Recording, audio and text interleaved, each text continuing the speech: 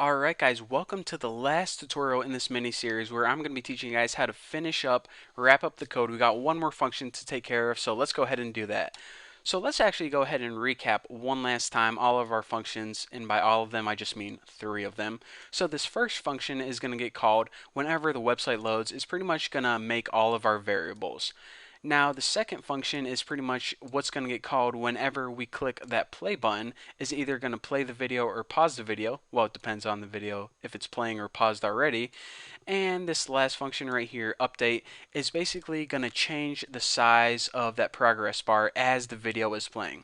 So now the only thing we have left to do is, since we have the button and the progress bar taken care of, is we need to change where the video is playing from depending on if they click anywhere in this progress bar. For example, if the video is playing and it's almost complete right here and they click right here, then we want the video to start playing from around 25%. If they click right here, we want the video to start playing from 50%. So that's what we're going to be doing, and we're going to be adding a method called clicked bar. Now remember, that's the event listener that we put on the default bar. So let's go ahead and copy this so we don't, accidentally type something wrong, and we'll make that function right now. So function clicked bar, it actually takes a parameter called E. Now E is going to be the position of the mouse because we need to determine where our mouse is in terms of, is it at 25%? Is it at 50%? So we need to go ahead and pass that parameter in through right there. Now, the very first thing I want to do is I want to check if the movie is playing because I only want this action to occur when the movie is playing. So I'm just going to go ahead and add an if statement, and I'm going to go ahead and steal some of this code from right here. If my movie is not paused and if it has not ended, then go ahead and copy that and paste that right there. So pretty much this is only going to work while the video is playing. So now what I want to do is I want to get the X position of the mouse because we don't need to determine if it's up here or down here. We just need to determine left and right because is the mouse at top or bottom, it doesn't matter. We just need to know if it's at the beginning or the end. And remember, for math class, X is left and right and Y is up and down. So the X position is the only position we care about. So make a variable and just call it something like mouse X and set this equal to, remember, the E, what we're going to be passing in is the position of the mouse base. I'll just type this and then talk you guys through. E dot page X minus bar, and I might as well offset left. So, okay, I don't want to talk to you guys about offset. Pretty much the offset left is how far away from the left is concerning in reference to this element. And remember, this bar right here is the default bar, is the yellow bar. Basically, I don't want to talk to you guys about all this stuff because you guys should know from my JavaScript tutorials, but what this does right here is it calculates the X position of the mouse and it stores it in a variable called mouse X. So now what we can do is we need to pretty much change the position of the mouse and convert it to the starting time where the video is playing. So let's go ahead and make a new variable and I'll call it new time. And what we need to do is we need to get that X position of the mouse again.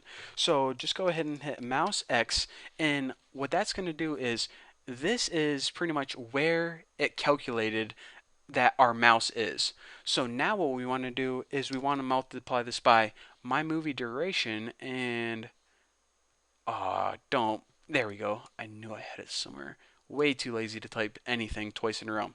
So what we're going to be doing is we're going to figure out where they click the mouse and we're going to multiply it by the duration of your entire movie.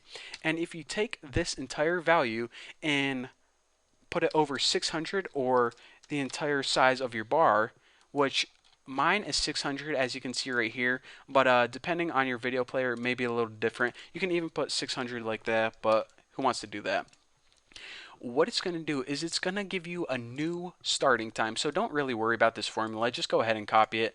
what you need to worry about is this new time right here is it's pretty much going to take where you clicked on the mouse and convert it into a new starting time for that video. So now you want to say, okay, instead of starting from the beginning, just start playing this video wherever I clicked. So if I clicked here, it's going to play, 1 minute in. If I clicked here, it's going to play 3 minutes in.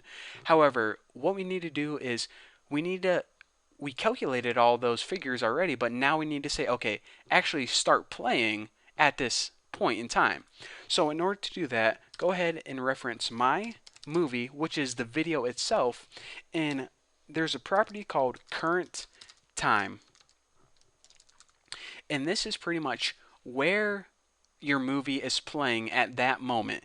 And it's going to go ahead and change every second as your movie plays, but what we want to do is we want to set this equal to the variable new time. So there is a time stored in this variable right here, and depending on which value is where our movie is going to start playing. So pretty much just go ahead and copy all this code and don't even worry about me talking, but if you want to know, the inner workings of the video player, then that's all that. So pretty much wherever you click, that's where your video is going to start playing. Now, aside from that, this is going to take care of the video playing. However, we need to take care of one other tiny little detail, and that's we need to change the width of the progress bar depending on where they clicked. So if they clicked right here, we only want the blue bar to go from here to here. If they clicked right here, then we want the blue bar to go from here to here. So in order to do that, again, we need to change the style or the width of the progress bar. So let's just go ahead and copy that code, and instead of size equals plus dot pixels, what we need to do is hit mouse X, and then we go ahead and we add the word pixels. I don't know if that's the word, just the px. So pretty much this is going to get a value from somewhere 0 to 600. If it's in the middle, let's say we click 300, then it's going to set the width of the progress bar to 300 pixels. So maybe with this line of code, you can understand all this right here. It's like once you understand one little thing, then the rest of everything makes sense, like backwards inception. So now we got that clicked bar method taken care of, which pretty much says, okay, depending on where they click, play the video starting at that point in time. So what we need to do is we need to add, oh, excuse me, I just hit the microphone with my hand. We need to add one more line of code, and that's for this. This do first function, we want that to be the first function that gets called whenever we start our website, or excuse me, whenever our website fully loads, but we don't have any function to call this function. So what we need to do is we're just going to add that window add. Actually, I'm going to just go ahead and copy this because I'm way too lazy. Add event listener, just like this. And this is pretty much going to get called as soon as our window loads. Why do I say that? Because the first parameter I'm going to type in here is load. What function do I want to call as soon as our window loads?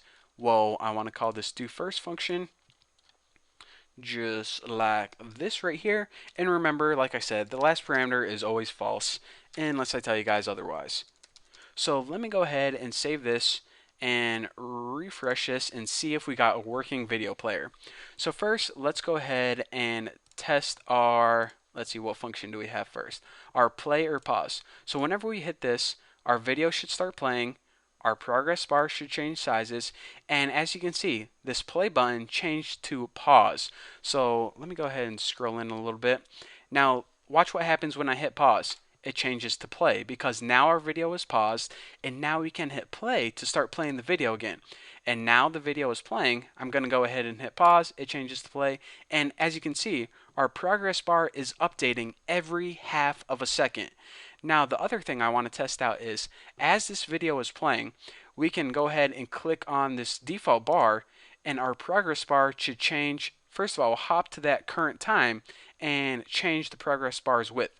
So if I want to click 25% into the movie, it's going to start playing 25% at this point in time, and our progress bar is going to change width. If I want to click 75%, it's going to end, yada yada yada. You see how it goes. So basically all of our functions are working beautifully. As soon as our website loads, it calls this do first function, which pretty much makes all our variables, and then our play or pause is what's going to be sitting on this button. And well, That's pretty much it. I'm getting tired of talking. It's almost been 10 minutes. So again, I want to stress one last time. All of this code is available for free on my website. Go there. Thank you guys for watching. Don't forget to subscribe, and I'll see you guys in the next tutorial.